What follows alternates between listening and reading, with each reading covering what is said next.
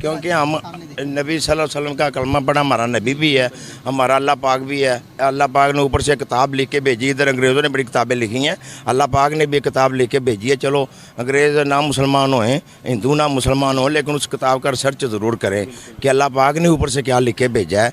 और जो अल्लाह नबी पाक सल्लल्लाहु अलैहि वसल्लम ने बता के हमें मुसलमान तो कभी भी नहीं चाहेगा कि कोई तबाह हो जाए। क्यों तबाह हो जाए भैया, हम तो अपने दुश्मन का भी नहीं सोचते। क्या लगता है कि जो अल्लाह ताला ने जो किताब हमें लिखकर भेजी है उस पर हम कितना फॉलो कर रहे हैं, उसको कितना पढ़ रहे हैं, उस पर कितना अमल कर रहे हैं, आप इस बारे में क्या कहेंगे?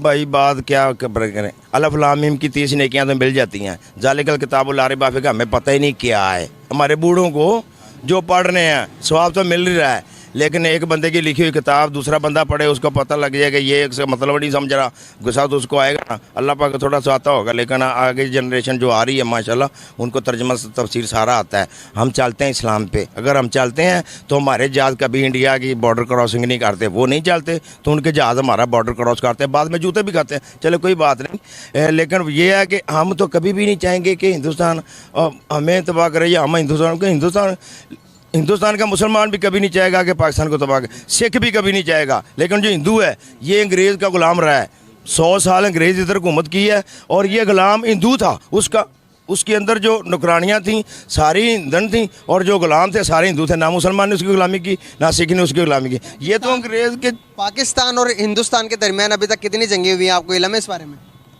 2-3 तो हो गई हैं। 4 जंगें हुई हैं और चारों के चारों आपको पता है कि किसने पहल की थी? हिंदुस्तान नहीं, इंडिया नहीं। चारों के चारों पाकिस्तान ने पहल की हैं। पहल पाकिस्तान ने की है। पाकिस्तान ने पहल की है। अच्छा किया है फिर तो।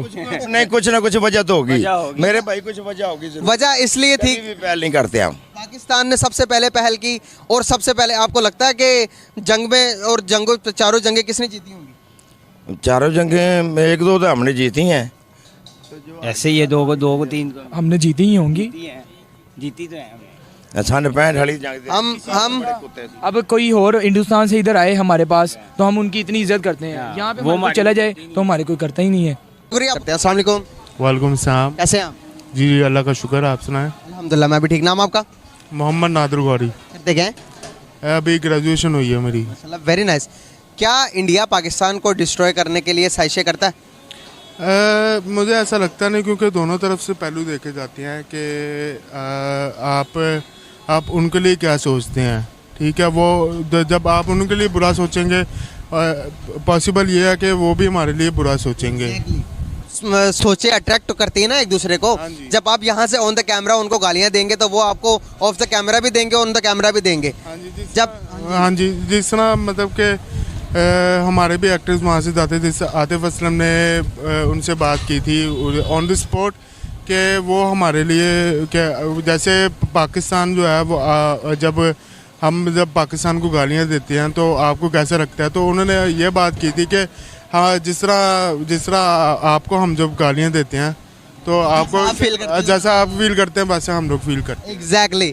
तो ये क्या समझते हो आपके पाकिस्तान और इंडिया के दरमियान जो ये नफरतें हैं ये किस वजह से हैं?